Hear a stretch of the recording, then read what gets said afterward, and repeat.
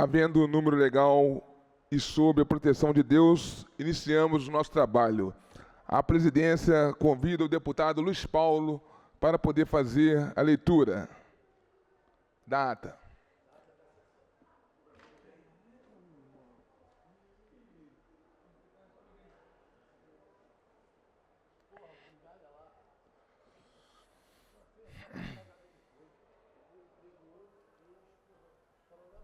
Opa. Vê. Vê.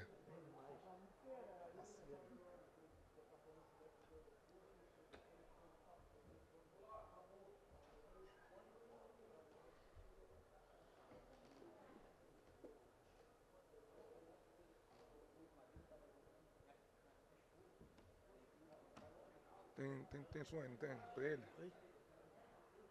Não, é. Vê. Alô. Senhor presidente, deputado Jari. Boa tarde, Luiz Paulo. Boa tarde. A ata reflete com exatidão o ocorrido na 29ª sessão ordinária, que iniciada às 14 horas, foi encerrada às 16 horas e 25 minutos. Lida e aprovada a ata, passa-se ao expediente inicial, onde convido o deputado Luiz Paulo para poder fazer uso da tribuna. E aí, irmão, como é que você está? Tudo jóia?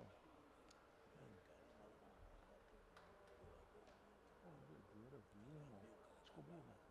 Pô, pegou o cara por trás, pô.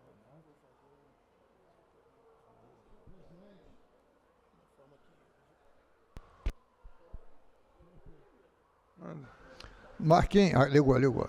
Senhor presidente, deputado Jari, muito bem acompanhado do deputado Carlinhos, do BNH, que lhe garante mais segurança, principalmente à sua esquerda, apesar que Nova Iguaçu está difícil. Eu sei, inclusive, que Vossa Excelência é capaz de discursar sobre isso no dia de hoje. Mas, senhor presidente, na parte da manhã, às 11 horas, a Assembleia Legislativa realizou uma grande audiência pública a respeito do julgamento que o Supremo Tribunal Federal deverá fazer no dia 6 de maio do corrente ano, quando, nesse julgamento, ele decidirá sobre a ação direta de inconstitucionalidade, ADI 4917, que questiona dispositivos da Lei Federal 12.734 de 2012. A Assembleia estava repleto de parlamentares, prefeitos, representantes da sociedade civil organizada, foi presidida pelo presidente da Casa e pelo deputado André Correia, presidente da Comissão de Orçamento, diversas exposições técnicas mostrando o tamanho das nossas perdas.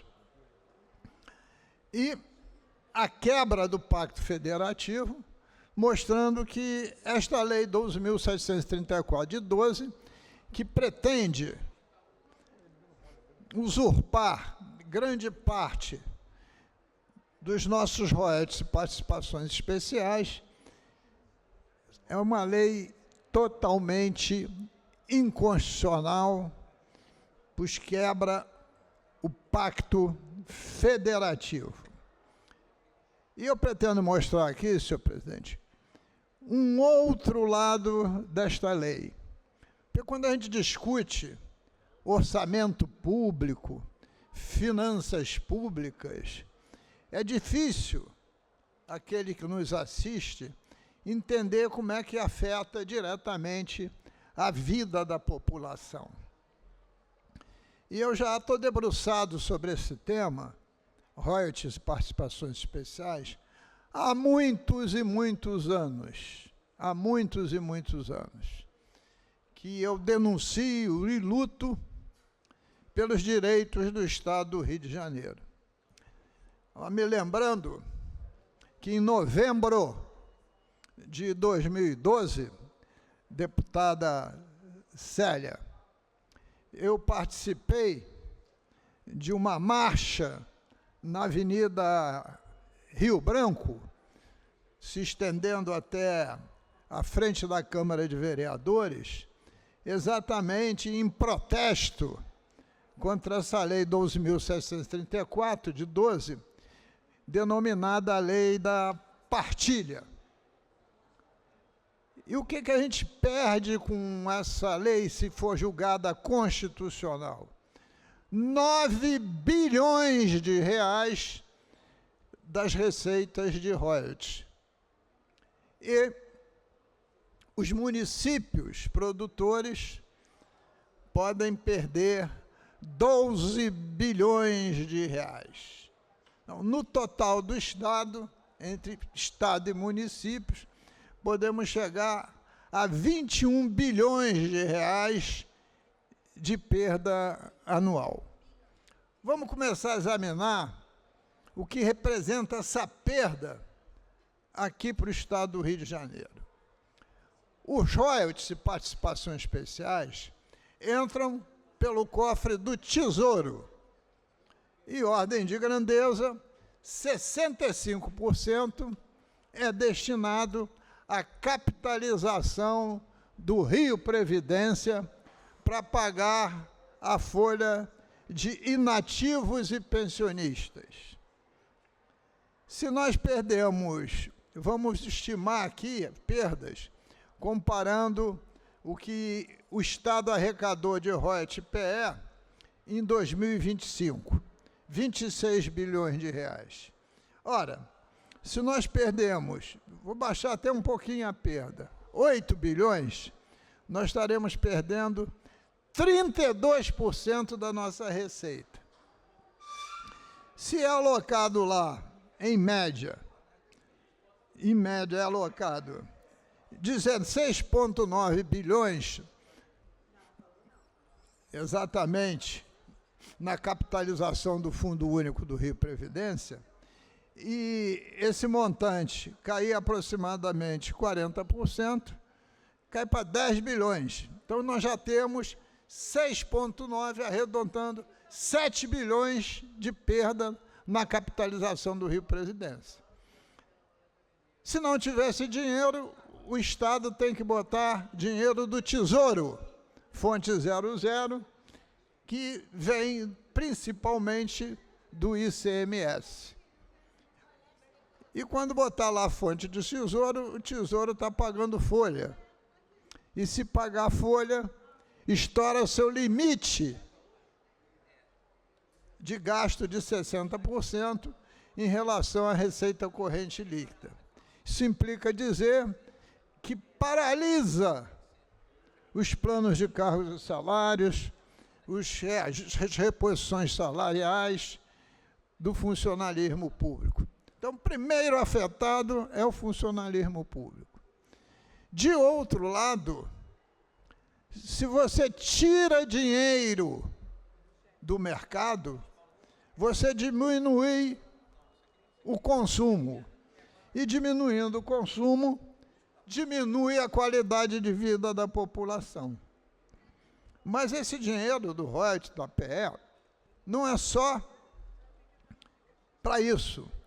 Ele financia também o FECAM, que é o Fundo de Conservação Ambiental, que visa dragagem de rios, recomposições florestais, enfim, investimentos para recompor o meio ambiente e o perímetro urbano. Se esse dinheiro for reduzido, esses investimentos não vão ocorrer.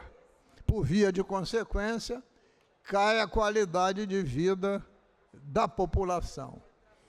Mas também parte desse dinheiro vai para o FISED, que é aquele fundo de investimento em segurança e desenvolvimento econômico.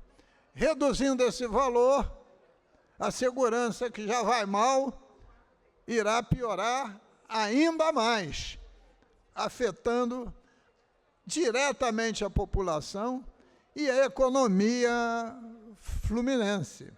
Mas não para aí. O ano passado, houve uma lei que decidiu que o dinheiro do royalties da PE serviria para pagar também o serviço da dívida com a União, na ordem de 5 bilhões de reais. Não tendo esse dinheiro, vai ter que pagar com a fonte Tesouro. E aí, cadê dinheiro para investimento? Cadê dinheiro para pagar folha? Então, é uma discussão que prejudica diretamente o cidadão fluminense. E em todo o Estado. Porque eu falei aqui que os 15 maiores municípios produtores de petróleo podem perder até 77% das suas receitas, principalmente aqueles que mais arrecadam. Então, tudo isso é um prejuízo imenso para a população, inclusive para os investimentos em educação e saúde. E essas perdas que a gente quer evitar, ganhando essa ação de constitucionalidade, que é o único caminho, pela essa lei da partilha, por outro motivo, o Estado já está perdendo hoje. Por quê? Esta lei da partilha, isso não foi objeto de liminar, ela definiu que todo o sistema de partilha, aquilo que for tirado de petróleo depois da edição da lei, 2012, a participação especial que vinha para o Estado deixará de vir e irá para os cofres da PPSA, que é uma empresa da União, transformado em lucro óleo. Isso quer dizer que hoje, mesmo que a lei da partilha se mantenha inconstitucional nos artigos que afetam o Rio de Janeiro, hoje o Estado do Rio de Janeiro já perde, estou falando de 2026, 13 bilhões de reais, que por acaso é o déficit orçamentário previsto para 2027, consoante o projeto de lei de orçamento, de diretrizes orçamentárias encaminhado aqui para essa casa.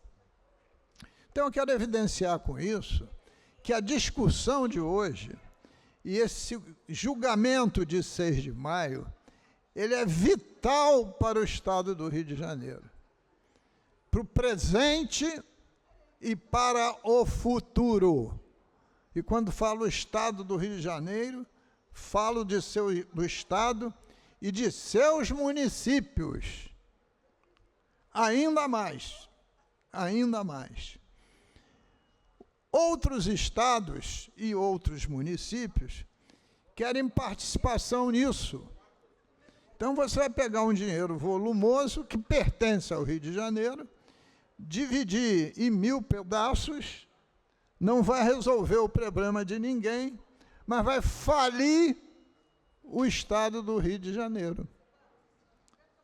Eu estava aqui na Assembleia e participei diretamente do que foi o Estado quebrar em 2016. A miséria que foi para os funcionários públicos e para a nossa população. Até fila para a cesta básica tinha, porque nem dinheiro para comprar alimento tinham os menos favorecidos funcionários ativos e inativos do Estado. Ora, então há que a sensibilidade sobre isso. E não é um pedido, nós não estamos rogando, estamos exigindo o nosso direito. Porque a Constituição Federal, ela foi muito clara quando ela definiu, em 88, que os estados produtores de petróleo iam ter royalties. Ao mesmo tempo, definiu que o petróleo seria tributado no destino e não na origem, como acontece com todos os outros produtos. Nessa mudança, o Estado do Rio de Janeiro perdeu um volume de ICMS absolutamente incomensurável. Na exposição aqui do secretário de Fazenda, ele calculou que em 4 anos nós teríamos perdido 74 bilhões de reais, o que dá uma média de 18 bilhões de reais por ano. Ora, então não pode você hoje querer usurpar do Estado a compensação se ao longo desses anos todos, de 88 para cá, nós não conseguimos tributar os derivados do petróleo na origem e foram tributados no destino. Outras unidades federativas ganharam, mas não foi o Rio de Janeiro. Além do mais, esta lei é de 2012. A realidade social e econômica do Brasil mudou profundamente. O equilíbrio federativo também. Dentro em breve, nós vamos estar explorando petróleo na bacia equatorial, à margem lá do Amazonas, a foz do rio Amazonas, onde o grande beneficiário vai ser o estado do Amapá. Então, os estados do Centro-Oeste, hoje são estados muito fortes, porque passaram a ser grandes produtores de grão. O minério de ferro de Minas Gerais, por exemplo, ele não tem tributação no destino, na origem, se lá for beneficiado e vendido, né? Então, tudo isso mostra o grau de complexidade que tem o Supremo Tribunal Federal para examinar essa matéria. E a ministra Carmen Lúcia, quando examinou esses diversos dispositivos, ela os suspendeu por serem inconstitucionais. Então, em medida liminar, já houve uma decisão. O Supremo Tribunal, ele é uma instituição contramajoritária. O que quer dizer isso? Que o Supremo não decide nada função do desejo da maioria. Ele decide função do que o que está escrito na Constituição Federal.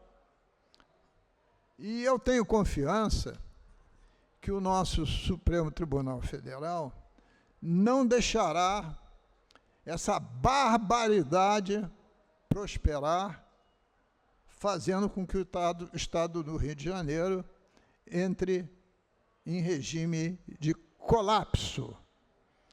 Senhor presidente, o que vimos aqui hoje, independente da coloração política partidária de cada um, foi uma unidade em relação a esse tema. Por quê? Porque prejudica a todos indistintamente.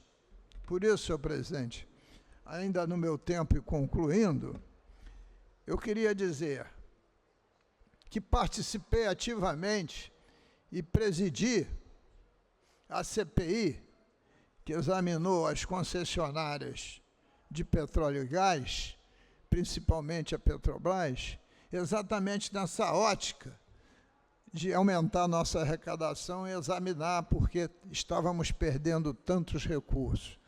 É um tema, para mim, recorrente. Ousaria até dizer, senhor presidente, que é um tema que eu já estou até careca careca de debater e me posicionar. E a minha posição institucional é a favor do Rio de Janeiro e pela inconstitucionalidade dessa matéria. Sobre esse tema, não pode haver negociação, porque qualquer negociação é perda para o nosso Estado. E nós não temos condição de perder mais nada. Muito obrigado, senhor presidente. Obrigado, deputado Luiz Paulo. A presidência convida agora o deputado Carlinhos BNH para poder fazer uso da tribuna.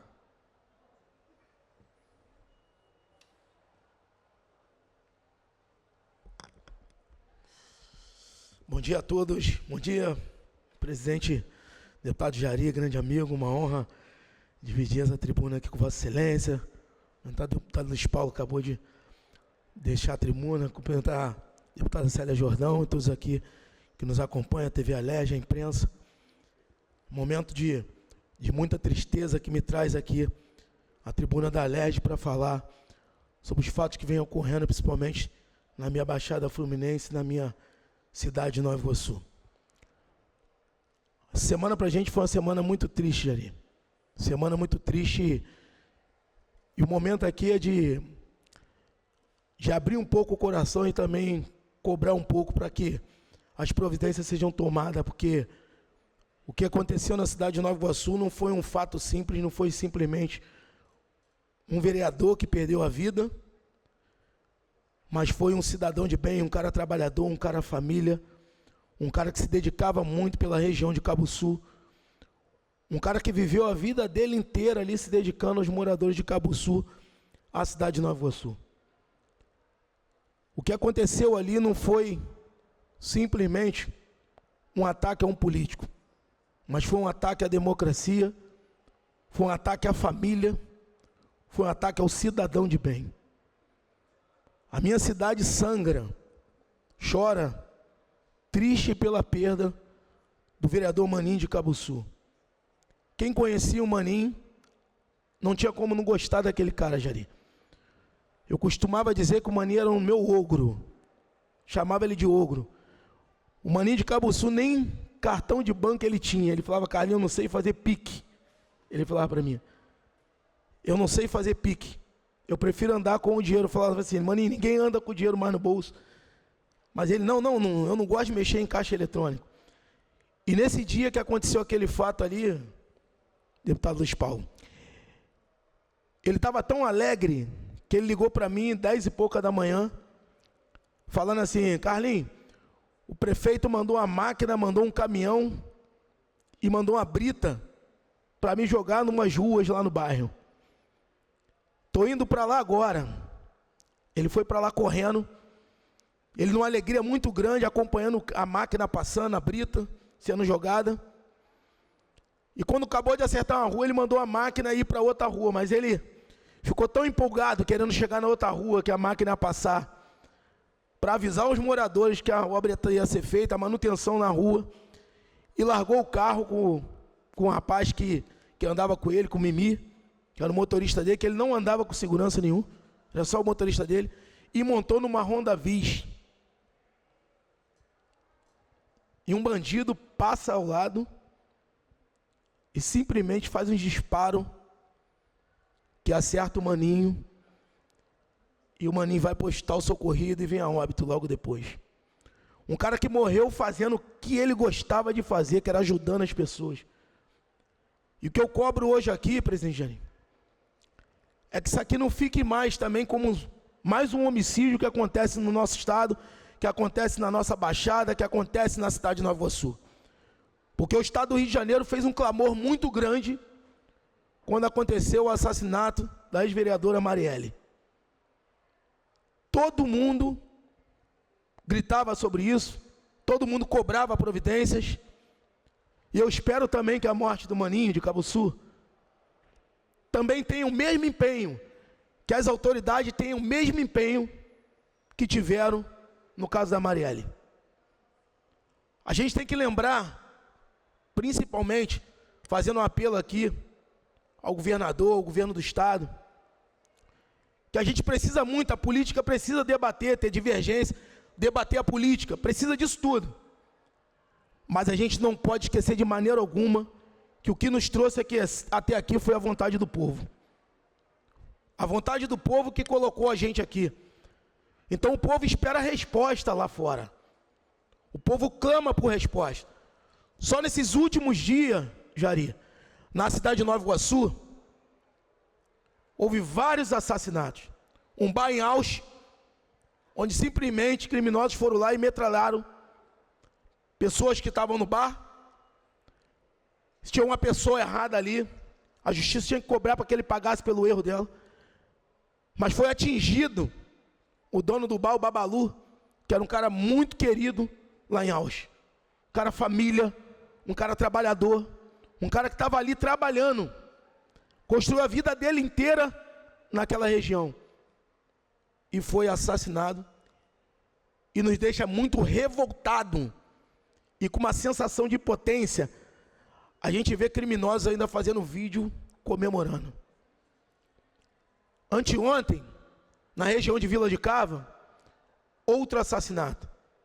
Elementos de fuzis foram lá e executaram Clebinho, que era um menino que tinha uma loja de GNV, trabalhava. De segunda a sábado, tu passava lá, viu o Clebinho trabalhando ali. Esperaram ele chegar na casa dele e executaram ele na porta da casa dele com tiros de fuzis. Para você ver o ponto que a nossa segurança está.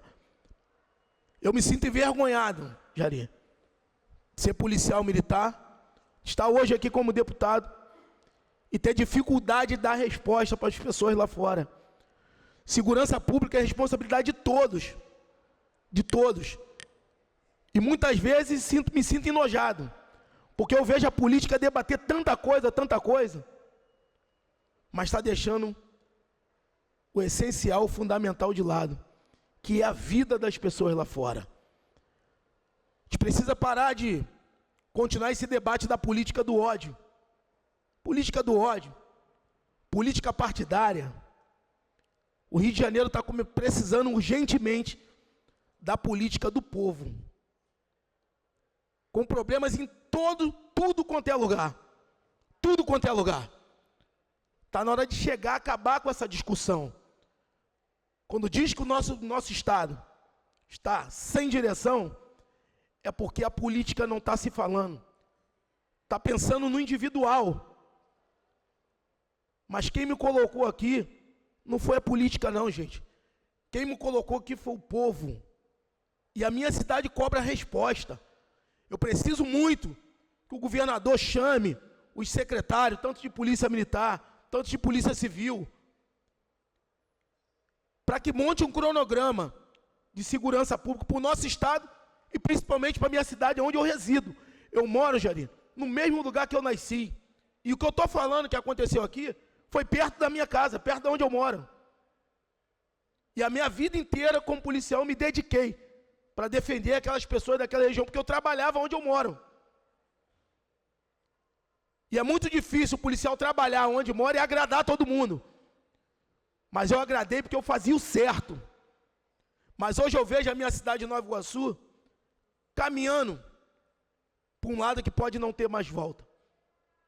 Por mais que o 20º Batalhão, o comando do Coronel Souza, se esforce, mas é uma cidade muito grande e um batalhão que tem que tomar conta de 3 cidades, que é Mesquita, Nilópolis e Nova Iguaçu. Não tem policial suficiente para poder ajudar. Então a gente precisa de reforço no policiamento. Na cidade de Madureira, na cidade de Nova Iguaçu, a gente precisa devolver a tranquilidade para as pessoas saírem na rua. Célia, porque as pessoas estão com medo de sair na rua na cidade de Nova Iguaçu. Está na hora da gente deixar de usar a segurança pública. Tem muitos que sobem aqui, tem muitos que falam da segurança pública sem nunca ter vivenciado o dia a dia da segurança pública. Quem está falando aqui é uma pessoa que é policial militar, que fez 25 anos de polícia, que entende o que é sentar na viatura, o que é passar o dia a dia enfrentando essa criminalidade aí na rua. Porque eu sou ameaçado o tempo inteiro, Jari. Que a comunidade lá perto de casa, que as pessoas são proibidas de ter minha rede social. são proibidas de ter o meu telefone. Mas eu não vou recuar um minuto. Não vou recuar por causa deles. Mas a gente precisa da ajuda do governo do Estado. Eu vou fazer aqui um pedido para que o governador em exercício chame os responsáveis pela segurança pública do nosso Estado e dê um direcionamento para que a gente possa retomar o terreno, porque nós estamos perdendo o terreno, principalmente da minha cidade de Nova Iguaçu. Perdendo o terreno. Estão ficando à vontade e o cidadão está acuado. Não vou admitir de maneira alguma que o que fizeram com o vereador Maninho de Cabuçu caia no esquecimento. Não vou admitir isso. Não vou admitir. Eu tenho certeza que a Polícia Civil já está investigando. Eu tenho certeza que a Polícia Militar vai tentar fazer o que puder fazer. Mas a gente precisa de mais do que isso. A gente precisa que toda política, todo cidadão de bem, se revolte contra esse fato e cobrem. Cobre quem tem que dar essa resposta. Porque, como eu falei aqui no início, aquele cara era um cara do bem. O Carlinho BNH, quando fala do Maninho, ele não fala de política, não. Porque ele andava junto comigo, não. Porque ele me ajudava na política, não. O Carlinho BNH fala do Maninho pela família dele. Porque, Jari, eu tô, desde quando aconteceu isso com o Maninho, que eu não consigo dormir, irmão. Eu não consigo dormir, porque eu fico escutando todos os dias o choro do Davizinho, que era o filho dele. O choro da Priscila, o choro do Lucas, o choro da família dele. E a única coisa que esse cara fez foi defender a cidade dele. Foi trabalhar pela cidade dele. Então quem tem a obrigação de investigar, de prender, de colocar no lugar esses vagabundos que fizeram isso, que faça. Que o Maninho de Cabuçu não seja esquecido. Que tenha o mesmo empenho que tiveram quando mataram a Marielle Franco. O mesmo empenho. Porque o Maninho também era uma pessoa de bem, era um cara trabalhador. Muita tristeza esse dia de hoje. Eu queria estar aqui falando das coisas boas que ele fez lá. Mas com meu coração partido, eu venho aqui pedir clamor. Eu estou clamando aqui por justiça. E que todos aqui nessa casa me ajudem a cobrar isso. Me ajude a cobrar, que dê resposta. E me ajude a pedir que o governo do Estado devolva a minha cidade a quem realmente de direito, que é o cidadão de bem. Presidente, conto com a sua ajuda, conto com a ajuda da Célia, do Luiz Paulo, de todos os deputados dessa casa, do nosso presidente Douglas Ruas, para que a gente possa ir falar com o governador e pedir para que ele chame o secretário, para que cobre, para que dê resposta. Porque as pessoas lá estão amedrontadas. Porque eu escutei uma senhora ontem falar assim para mim: Carlinhos, se um vereador que só trabalhava, que só ajudava, que só fazia o bem, fizeram isso com ele, imagina eu, Carlinhos, que não tem o poder que ele tem. Um ataque à democracia, um ataque à família, um ataque ao cidadão de bem. E Nova Iguaçu quer resposta contra isso. Muito obrigado, presidente. O deputado Carlinhos, o presidente convida a deputada Célia para poder fazer uso, para acompanhar aqui a presidenta, por favor. Próximo orador inscrito, nobre deputado Jari de Oliveira. Vossa Excelência dispõe dos 10 minutos regimentais. Boa tarde, presidente Célia Jordão, nobres deputados presentes. Venho a esta tribuna, no dia de hoje, fazer um apelo urgente ao governador interino, doutor Ricardo Couto, e ao novo secretário estadual de saúde, Ronaldo Damião. Os médicos do Hospital Regional estão há 4 meses sem receber o seu justo e legítimo pagamento. Quem trabalhou tem que receber. Além disso, nutricionista, dentista e outros profissionais estão há 3 meses sem receber. Isso porque o IDEAS, Organização Social Ideias, que prestava serviço anteriormente, foi embora, deixando os médicos sem receber. E agora a Fundação Saúde assumiu o serviço e estão 2 meses sem fazer o devido pagamento aos profissionais da área de saúde. Dizer que o Hospital Zilda Arnes, situado na cidade de Volta Redonda, hospital de excelência e que atende a toda a região do Sul Fluminense. Então, nós, enquanto representantes da população, temos que dialogar para que o governo do Estado faça valer o direito de quem trabalhou tem que receber.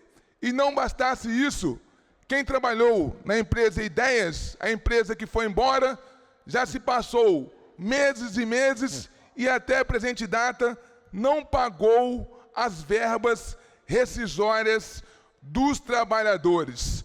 Doutor Ricardo Couto, governador interino, faço um apelo a Vossa Excelência, vamos fazer jus e pagar o direito de quem trabalhou. Estão lá os médicos e outros profissionais sem receber seus pagamentos, mas não pararam de trabalhar. Estão lá cuidando dos pacientes, cuidando da vida das pessoas e já disseram, publicaram uma nota, que a partir de 1º de maio irá fazer uma paralisação parcial.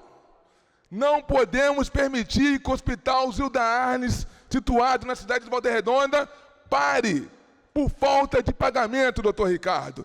Sei que o senhor está numa missão difícil, como governador interino no governo do Estado, mas nós precisamos de ter um olhar com muita atenção para poder fazer valorizar os servidores, os trabalhadores que estão ali no seu dia a dia, cuidando e zelando da vida das pessoas.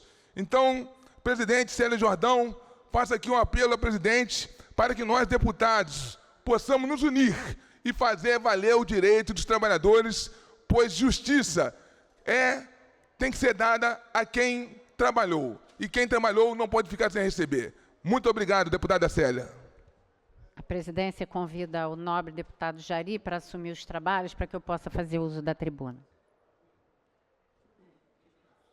A presidência convida a deputada Célia Jordão para poder fazer uso da tribuna. Uma boa tarde a todas e a todos. Saudar o nobre deputado Jari, que ora preside esse expediente inicial. Aqueles que nos acompanham pela TV Alerj e redes sociais. Venham a essa tribuna para falar sobre a agenda da parte da manhã de hoje, que foi uma agenda extremamente fundamental para o Estado do Rio de Janeiro. Iniciei meu dia logo cedo, às 8h30 da manhã, participando de um seminário que tratou da reforma tributária e seus impactos para o setor naval, promovido pelo Sinaval e a ABEMAR, nas pessoas do presidente do Sinaval, Ariovaldo Rocha, que registro novamente toda a minha consideração por Vossa Senhoria, assim como também o presidente da ABEMAR, João Azeredo, que vem fazendo um brilhante trabalho à frente desta associação em prol do desenvolvimento econômico do nosso Estado do Rio de Janeiro, num setor que é estratégico para o nosso Estado, que tem, em grande maioria dos seus estaleiros, aqui sediados de todo o Brasil. Foi um seminário bastante produtivo, com informações esclarecedoras ao setor, que estava em dúvida neste momento fundamental em que se inicia a transição, com o final dos impostos hoje existentes e o ingresso dos novos impostos, como o IBS, a CBS e o imposto seletivo, e ainda restam muitas dúvidas que dependem de regulamentações. Então, foi uma manhã produtiva em relação ao setor naval, onde, então, participei do debate fundamental com relação momento de transição da reforma tributária. Seguindo a esta agenda, participei aqui neste plenário também de um tema que muito nos aflige a todos do Estado do Rio de Janeiro, que é o julgamento que se aproxima agora no dia 6 de maio, da ação direta de inconstitucionalidade, que trata da lei que foi aprovada pelo Congresso Nacional no ano de 2012, falando a respeito da redistribuição dos royalties e participações especiais. E aqui ficou muito claro nos debates, pela palavra do Procurador-Geral do Estado, doutor Renan Saad, pela exposição do secretário de Fazenda, doutor Juliano Pascoal, assim como também, não é, pelas exposições que se seguiram, o presidente da Ompetro, o presidente da Associação Nacional de Prefeitos e também da Firjan, que esta lei 12.734 de 2012, ela é inconstitucional, porque fere o princípio da federação. Nós temos, não é, naquilo que diz respeito à Constituição Federal, ela dispõe, não é, no seu artigo 20, o seguinte, né? O artigo 20 da Constituição, ela define quais são os bens da União, incluindo terras devolutas, necessárias à defesa, rios, lagos que banham mais de um estado ou fronteiras, ilhas oceânicas, recursos minerais, incluindo subsolo, e terras tradicionalmente ocupadas por indígenas. No seu parágrafo 1º, ela diz o seguinte: a Constituição Federal assegura aos estados, ao Distrito Federal e aos municípios o direito a uma contrapartida financeira pela exploração de recursos em seus territórios. O Estado do Rio de Janeiro, ele é responsável por 87% da produção de petróleo de todo o país e mais de 60% do gás natural. E essa compensação, chamada de royalties, e inclusive falando em royalties, nós devemos lembrar a sua origem, né? É uma palavra inglesa que vem da realeza, porque naquela época, e aqui também no Brasil, já se dispôs dessa forma, quem era dono do solo também era dono daquilo que existia no seu subsolo. E muitas das vezes no subsolo continham minerais, não é? E o dono do solo, portanto, ele tinha que ter uma compensação pela exploração dos minerais existentes no seu subsolo. Daí a palavra royalties. Nasceu, portanto, né, pela realeza que tinha, né, que lhe foi devida, portanto, uma compensação pela exploração que se dava no subsolo das suas terras. E aí criou-se, então, essa compensação financeira também, aqui no Brasil, para aqueles estados e municípios confrontantes que tinham, né, a exploração no seu subsolo de minerais e não apenas do petróleo e do gás.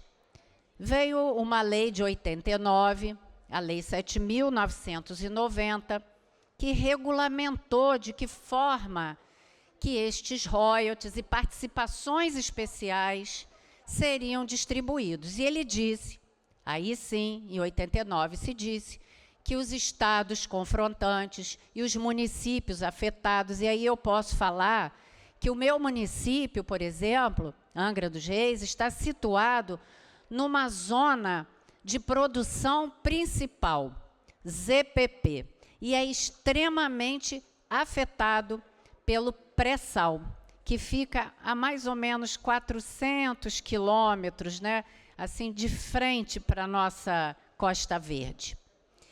E ali, né, quando na parte da manhã nós falamos sobre os impactos, não apenas, não é, da questão da migração de pessoas que vão em busca de empregos, né, nos municípios produtores, mas se falou muito também na questão do meio ambiente. Eu posso falar pela minha cidade, porque a Baía de Ilha Grande, ela é uma joia rara que nós temos aqui no nosso estado do Rio de Janeiro.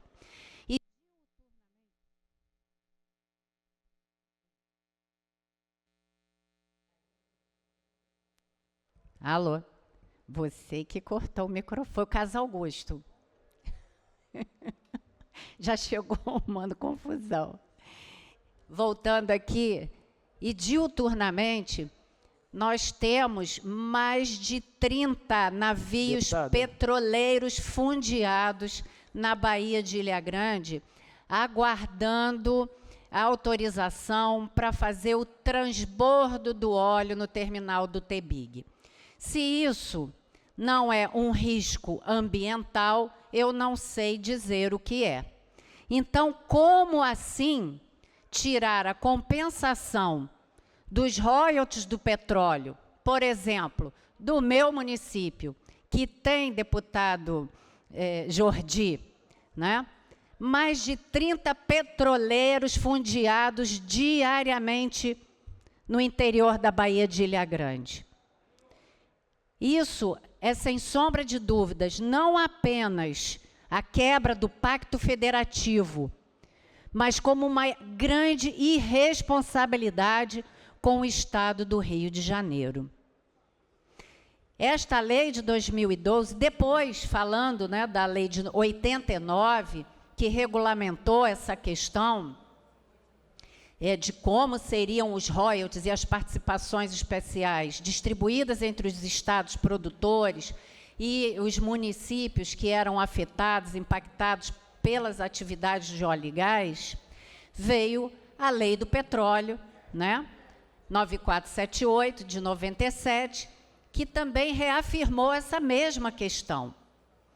Houve um movimento político no Congresso dos estados não produtores, que, claro, tinham a sua maioria de congressistas, e mudaram toda a regra do jogo. E agora nos vemos nós aqui, debaixo de um dilema, aonde temos uma lei inconstitucional, mas um grave risco de não ser assim compreendida. Então, nós realmente precisamos fazer um movimento político, de nos darmos as mãos, porque isso é uma defesa de todos nós, independentemente da matiz ideológica de cada um. A defesa é do Estado do Rio de Janeiro. E eu falo aqui com muita propriedade do meu município, que nos 3 meses, janeiro, fevereiro de 2026, os royalties de petróleo, eles representaram uma receita de pouco mais de 86 milhões. Em 2025, fechou com pouco mais de 321 milhões.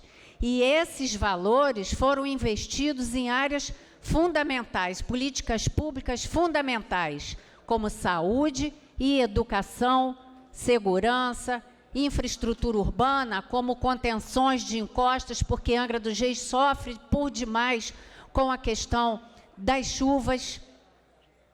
Então, tratar os royalties de petróleo, simplesmente pinçar da lei unicamente o óleo, o petróleo, esquecendo, então, da divisão dos demais minerais que são explorados também pelos outros estados não produtores, isso é, sem sombra de dúvidas, uma grande injustiça, se não uma grande irresponsabilidade com o nosso estado do Rio de Janeiro, e nós devemos abraçar, sim, essa causa e fazer um grande movimento para que isso não venha a acontecer, porque aqui já se disse, e aqui reforço, simplesmente, nós vamos ter que entregar a chave, pois não, deputado Jordi? Com a parte. Obrigado, senhora deputada. Você sempre abrilhantando com muita beleza e muita destreza na sua dicção. E aí, de forma muito singela, querendo contribuir para o debate que Vossa Excelência já iniciou, o que a gente precisa discutir aqui sobre o Instituto não é a defesa única e exclusivamente do Estado do Rio de Janeiro ou do processo arrecadatório.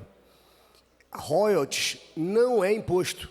Isso que a população, muitas vezes desavisada, pensa que royalties é imposto. Royalties é uma contrapartida aos municípios que têm e que podem sofrer algum tipo de impacto, seja ele social, seja ele estruturante, seja ele ambiental, como Vossa Excelência já avisou. Os impactos e esses recursos, eles são feitos exatamente para prover recursos a essas cidades que, por conta do processo migratório, recebem um fluxo sobremaneira do qual ela já estava acostumada a receber, para que a gente pode aumentar a malha rodoviária, a malha de saúde, a malha educacional. Nós temos cidades dentro do estado do Rio de Janeiro, em diversos outros estados que também são produtores de petróleo, cidades que outrora tinham 50 mil habitantes. E que de 50 mil habitantes, hoje tem 500 mil. Nós temos exemplos hoje de Campos. Campos, antes do processo de exploração do petróleo, era uma cidade pequena. E aí, de forma não exaustiva, Rio das Ostras, Cabo Frio, Macaé. Arraial do Cabo, Macaé, obviamente Angra dos Reis, e óbvio que por todo o litoral do Brasil inteiro, muitas cidades que em outrora tinham uma população ínfima ou pequena, e obviamente uma estrutura própria para a população que tinha, poucas escolas, poucas rodovias, poucos hospitais. Então, esses recursos, eles não são imposto. O que a gente está discutindo aqui é o fim dos royalties, se o Instituto dos Royalties for tratado como um imposto.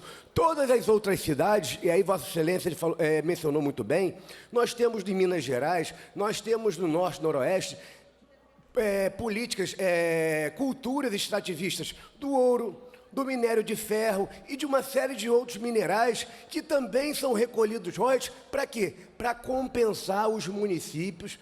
Um bom exemplo aqui, Brumadinho, onde teve o grande problema lá no desastre da Vale do Rio Doce. As cidades do interior de Minas Gerais, elas recebem royalties das indústrias que extraem minério de ferro e todos os outros minerais no interior de Minas, no norte e noroeste do estado, no norte e noroeste do país. Então, é muito peculiar e é mistério que a gente trate royalties como royalties. Todas as outras cidades, senhora deputada, assim como Vossa Excelência já mencionou, já recebem recursos provenientes da extração do petróleo, como? Através da arrecadação tributária. A arrecadação tributária, sim. A Petrobras paga imposto, todas as outras empresas da indústria do petróleo pagam imposto, são recolhidos pelo Estado, são recolhidos pelo governo federal. E aí, de acordo com a conveniência, o interesse e a propriedade de cada gestão, ela redistribui a carga tributária. Agora, os royalties, para encerrar e agradecer a sua parte, os royalties não é arrecadação tributária, ela é uma contrapartida aos custos e aos impactos que essas cidades, que são produtoras ou que são provedoras de estrutura, provêm para a sua população, para aqueles que migram para aquela população, para aqueles que trabalham ali. Vamos dar um exemplo só para encerrar. Por exemplo, a cidade de Macaé, a cidade de Campos. E vamos falar de uma cidade vizinha, que é muito próximo, São Fidélis. São Fidélis tem uma estrada que liga a Campos e que precisa de recurso para reestruturar a sua estrada, porque muitas pessoas, ao invés de morar em Campos, vão morar em São Fidélis, vão utilizar os hospitais de São Fidélis, a rede educacional. Então, os royalties servem exatamente para isso. A arrecadação tributária é uma outra coisa. Muito obrigado. Muito obrigada, deputado Jordi, né, falando aí do Norte Fluminense, né, e da cidade Poema, chamada cidade Poema, São Fidélis, falar que realmente as RJs, né, 158 e 192, que servem ao município, estão bem esburacadas, precisando de manutenção. E o Estado do Rio de Janeiro não pode ficar sem esses recursos para investir nos seus municípios. Então, nós aguardamos ansiosamente dizer e ressaltar do brilhante trabalho, né, que a equipe da PGE, né, está fazendo na tentativa de salvaguardar os direitos do Estado do Rio de Janeiro, e o doutor Renan Saad, procurador-geral, vai estar neste julgamento fazendo a defesa oral do nosso Estado, e a gente deseja a ele, né, que a sua defesa seja exitosa pelo bem do Estado do Rio de Janeiro. Do contrário, nós vamos ter que entregar, né, as chaves do Estado ao governo federal, se não ao Supremo, né? Então, uma boa tarde a todos e a todas. Eram essas as minhas palavras, presidente. Obrigada, deputada Célia Jordão. Não havendo mais nenhum inscrito para o expediente inicial, a presidência suspende a sessão até às 15 horas. Obrigado.